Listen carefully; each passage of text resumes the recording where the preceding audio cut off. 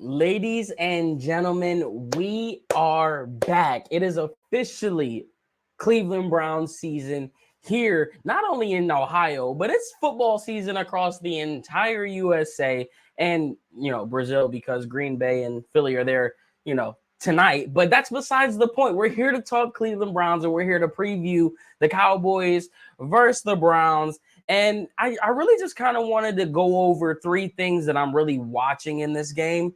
Obviously, we'll talk a little bit about Deshaun Watson. We'll talk about Jerry Jeudy. I'll mention some David Njoku stuff along the way. The disrespect to Jerome Ford, I got to get into a little bit. But my main focus is focusing on three things that I'm going to be ultimately watching coming up on Sunday. And the first thing, it's going to be this offensive line. Jack Conklin is potentially going to be our starting left tackle, even though he just came out and was listed questionable today. Hopefully that's just a precautionary thing and he goes, because if that's the case, Jedrick Wills is ruled out, which means I think Hudson would be next up in line to have that starting spot at the left tackle. So I am so locked into this offensive line battle for the simple fact that, are we going to look good? If we look worse than what we expect us to look, will Andrew Berry come out and potentially make a move and go get themselves a serviceable left tackle? You obviously lost Callahan this offseason, and you know how big of a blow that is in itself. Mix that with the fact that there's 10, offensive linemen on this roster, which means they can't be too comfortable with what they're working with right now. The question marks of the health and, the Jack Conklin being on the left side is what we're talking about now. But I think a lot of this is riding on Jedrick Wills. And, he played in practice on Wednesday, which we, thought that was a huge indication that maybe he'd be playing in this game. But then he came out in the press conference. Well, it wasn't even a press conference. It was the media in the locker room. And he put that to bed saying he's not playing in the game. So that's definitely a wrench that I don't know if the Browns were expecting. Maybe they were. But Wills coming out and putting that to bed so quick definitely, poses some questions. So number one's easily the offensive line. And, we're not going to be the same running team that we once were. We're going to be the pass team that this team has been going towards the past few years. So that's going to have an implication on this offensive line. But before we get into the next point, I kind of want to tie in the Jerome Ford thing and all of this disrespect that he's just been getting. I know he hears it because every post that has Jerome Ford in it, it's just an abundance of hate. You would think Jerome Ford was the worst quarterback in this, or the worst running back in this league, and that's not the case. He's very serviceable. He's clearly not Nick Chubb, and I'm anxious to see how he comes out because I know he's going to have a chip on his shoulder this year. I just know he will, and mix that with the fact that he was a big explosive play guy last year where a majority of his touchdowns and explosion plays came on longer runs. How is he going to pan out this year knowing that, Nick Chubb could potentially be on the horizon in week 4? How is he going to be with this offensive line that has questions on both sides of the line? Running with different tackles and running in between. Obviously, you still have the same interior as far as Joel, Posick, and Teller, but having that different thing on the outside could, dictate a different run scheme and however Jerome Ford decides he wants to run the ball. With all that being said, I think Jerome Ford is going to do more than serviceable. He showed that last year. He showed us the capabilities that he had. He's very explosive, and as soon as he gets into that open field, you know how we built. We built Ford tough, baby. So more than likely it's to the heezy. I just cannot wait for him to come out here and put all this stuff to bed. What are you doing? See what you're doing. Oh, just making a video.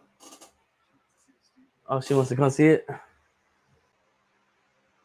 Sorry about that. Had a little interruption, but we back now. But let's jump into our second point and let's talk about Jerry Jeudy.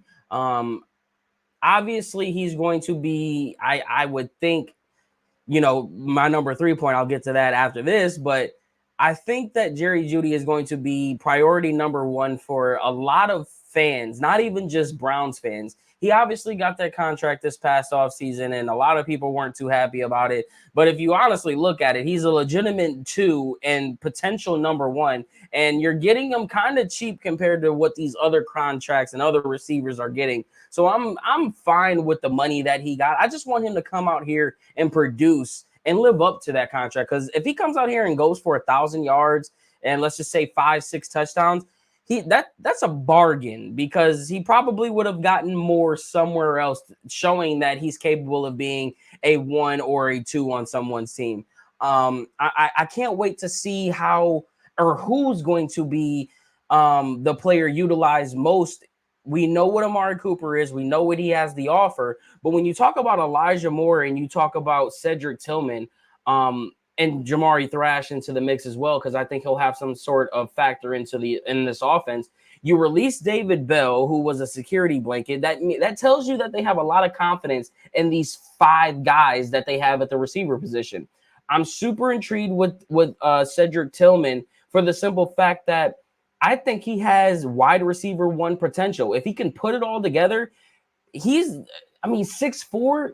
You don't want to guard Cedric Tillman, and he's more than capable of taking the top off the defense. So I am so intrigued with how Ken Dorsey and Deshaun Watson and Kevin Stefanski, how they're going to operate this receiving room, because when you talk about some of the best get open guys in the league, Jerry Jeudy, Elijah Moore, and Amari Cooper, and then you got to throw in the fact that you have a 6'4" guy who can go up and not only get it across the middle of the field, but go down deep and go over the top of the defense and make plays. Oh, by the way, you got David Njoku, who you also have to account for, who is a physical nightmare and just a nightmare matchup for defenses across. You have to pick your poison and what you want to let get off. And I know Ken Dorsey has to just be licking at the chops to see what he has and what Deshaun Watson is ultimately going to do with the scheme that he comes up with, because there's just so many offensive weapons on this side of the ball. And I mean, you're paying these guys, so you better have a high-powered offense, which kind of leads into the expectation of Deshaun Watson. And the key, which is in number 3, Deshaun Watson, what I'd be watching most for. I'm expecting no more excuses. I don't care about the excuses this year. I don't care about the surgeries. I don't care about he hasn't played in X amount of days. I don't care that this is year 3 and we haven't quite seen whatever excuse you can come up with 4. I'm kind of out of excuses at this point, and I just need him to come out here and ball out. If we get anything like 2020 Deshaun Watson, it's like a cherry on top with the icing and all the toppings that you want. We don't need Deshaun Watson to be that, but I'm expecting him to at least be middle of the pack. And what do I mean by middle of the pack? I need at least top 15 in the league. Like, can we go out here and win games with him being a bottom tier quarterback? Sure, but 1, I don't want to deal with the conversation. 2, I don't think that he is a bottom tier quarterback. And 3, I don't even know if there is a 3. I don't want it to happen. So my expectation is 15 or better. And you get that out of Deshaun Watson. You're not talking about 10-7 trying to squeeze your way into the playoffs. You're talking about 12, 13 wins and winning the division and having a home playoff game and going for the AFC Championship and ultimately the Super Bowl. So top 5 Deshaun Watson, we're talking Super Bowl. Top 10, we're talking AFC Championship. Top 15, we're talking about a playoff division home game. So that's my expectation for Deshaun Watson. But I'll be definitely watching to see how much control he has in this offense. I don't think we quite seen Deshaun Watson take full grasp and have complete control and say over everything that he wants. Now, this at the beginning of the season, we heard Deshaun Watson go on the Locker Verse podcast talking about how he didn't like the scripted stuff that Kevin Stefanski does game in and game out. He likes to be free. He likes to go out there and see a play and adjust and make a move after that. And he had a very, very, very good video that you should check out with Kurt Warner, where he breaks down a play where he missed something, and later in the game he came back to it and made the play. And that's exactly what I think he wants to get back to. Mix that with the fact that you're opening up this offense and going back to a spread offense where Deshaun Watson was the best he's ever been. This is going to be, it should be, I shouldn't say it's going to be because ultimately we don't know, but this should be one hell of a season, and we should be putting up so many points because you're going to get Deshaun Watson back comfortable in what he does best, and that's spread the ball out and be able to go out there and make reads and react to his liking, not going by a script saying this is your check one, this is your check two, make the check and go on to the next play. We're going to get to see Ford have a grasp on it. I want to see how much of a grasp he'll have on this offense. Before we close it out, I do want to touch on one last thing, which is David Njoku, and what are we expecting from David Njoku? Because I was live getting the questions ready and getting the topics that we wanted to talk for on this episode together, and David Njoku came up into the equation. And what should we expect from him? Because as I was going through my notes and my game prep for this game, you know, David Njoku had his best production and was his best with Joe Flacco. And it's not even close. All of his career highs, all of the things that can make you be considered a top tight end in the league came at the hands of Joe Flacco. First multi-touchdown game versus Jacksonville, that was with Flacco. Second career 100-yard game with 10 receptions versus the Bears, that was with Flacco. I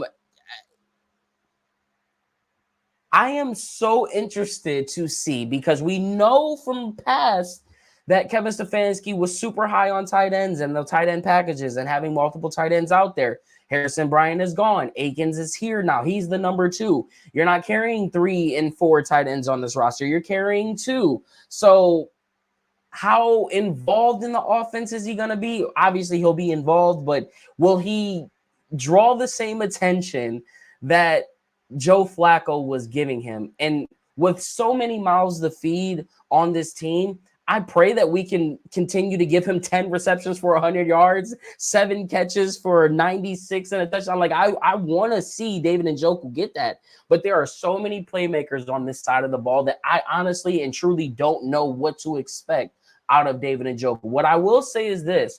I do want to see the next step as far as his utility goes.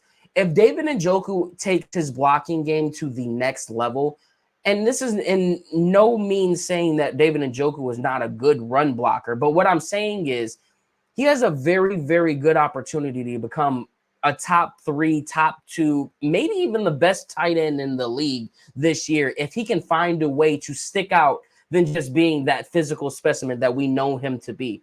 So this is going to be a prime example. We talked about it on the Honor the Land podcast and how do you stop Micah Parsons. And I think one of those things is going the other direction.